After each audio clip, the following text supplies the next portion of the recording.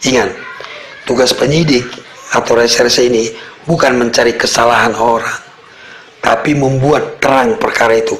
Apa sebenarnya yang terjadi? Ya, itulah yang dicari.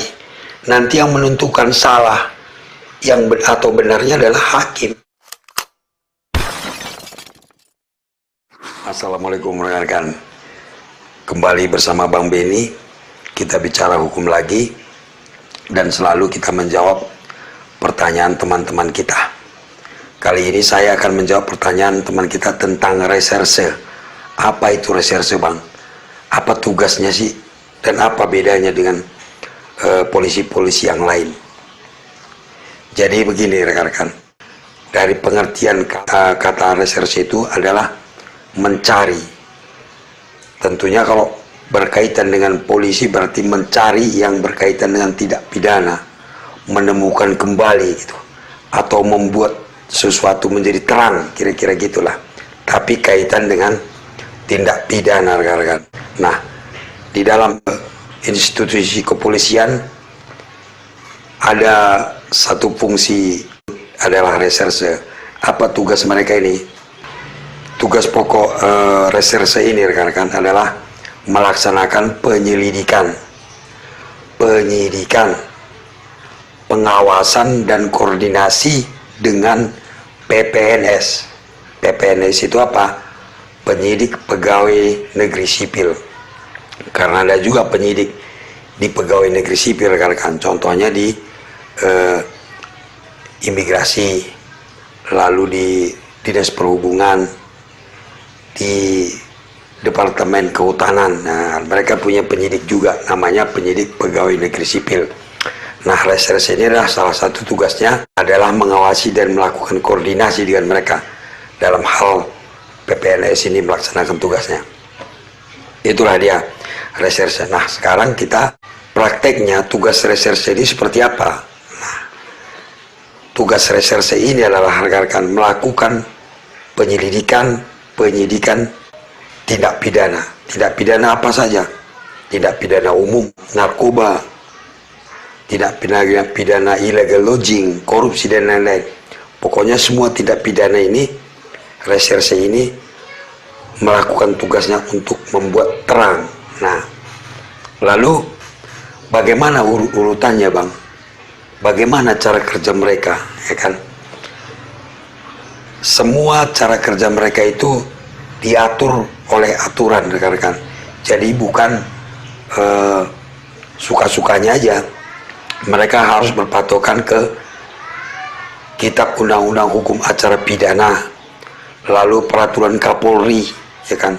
Kemudian peraturan Kabareskrim. Ya, ada aturan-aturan dalam melaksanakan tugas itu. Sekarang kita urut bagaimana mereka melaksanakan tugasnya, ya.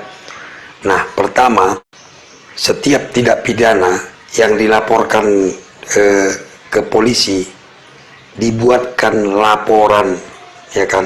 Jadi awalnya melakukan penyelidikan dan penyidikan itu adanya laporan, atau laporan ini dibuat oleh polisi, namanya laporan polisi, ya kan rekan-rekan?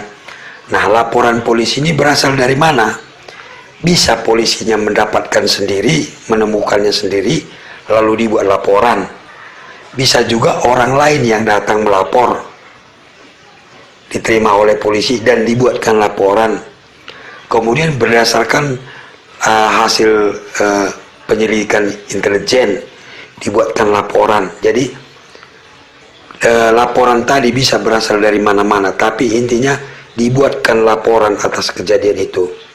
Namanya laporan polisi. Jadi kalau seorang reserse melakukan tugasnya berawal dari adanya laporan polisi tadi, rekan-rekan.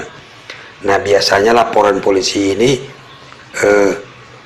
bisa masyarakat yang datang melapor, bisa juga polisinya tadi yang menemukan, ya kan?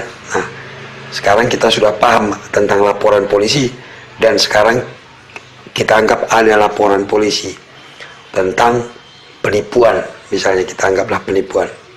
Lalu laporan polisi ini oleh pimpinannya diserahkan kepada reserse untuk ditangani.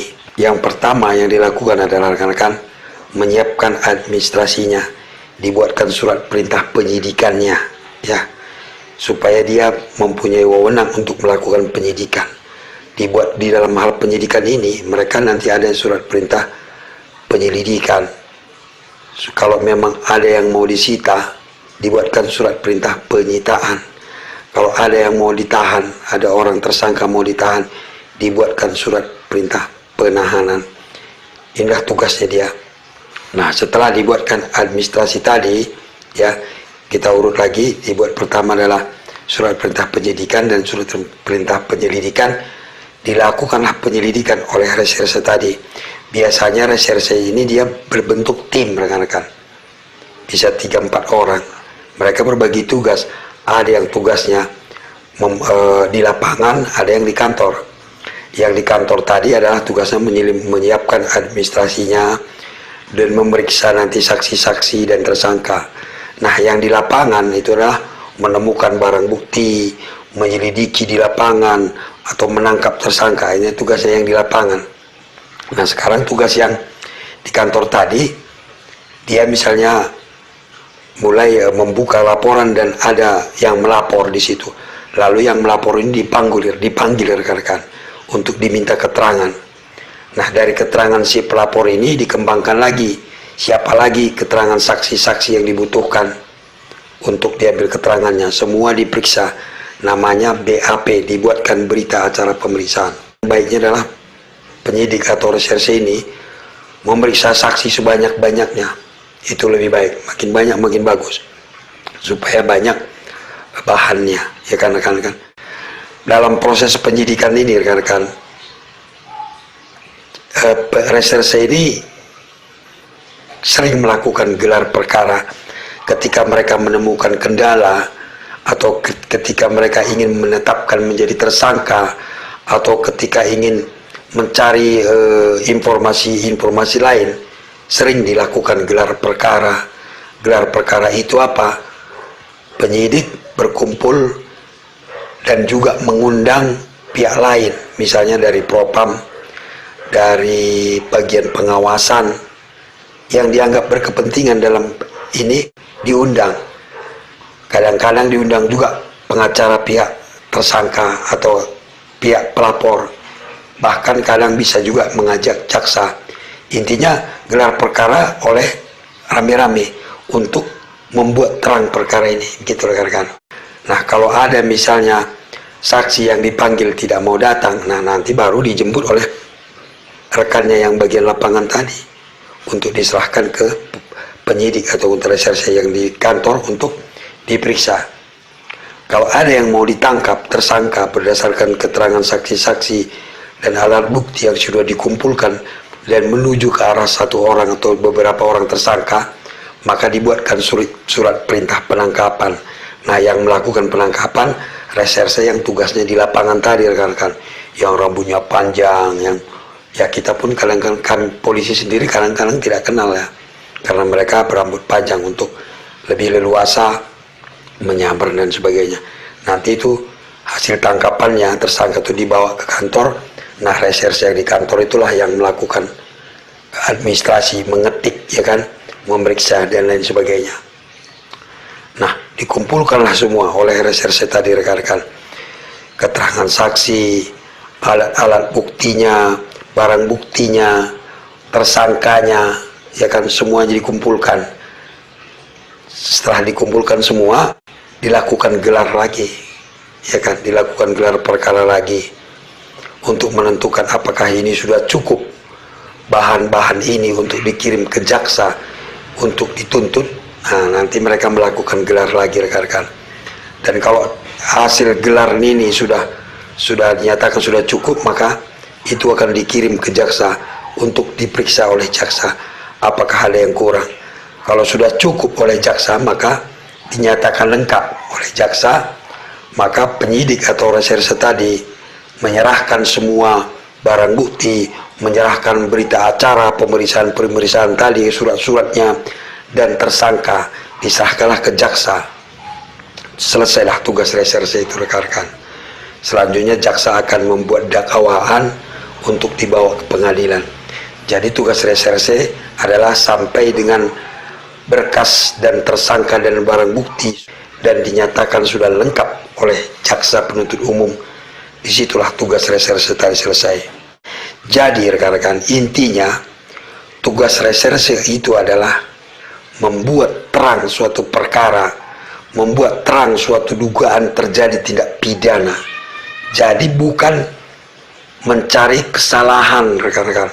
Ingat, tugas penyidik atau reserse ini bukan mencari kesalahan orang, tapi membuat terang perkara itu. Apa sebenarnya yang terjadi? Nanti yang menentukan salah atau benarnya adalah hakim. Jadi penyidik tidak menentukan orang itu salah atau tidak. Penyidik mencari kebenarannya. Siapa yang diduga bersalah disebutkan, tapi tidak menyatakan bersalah. Mencari, seperti bahasa reserse tadi, mencari, menemukan, ya kan, membuat terang suatu masalah. Itu dia rekan-rekan. Mudah-mudahan pembahasan singkat ini kita jadi paham apa yang dimaksud reserse dan apa tugas-tugasnya. Tetap tonton channel Bang Beni supaya kita terhindar dari kesewenang-wenangan. Assalamualaikum.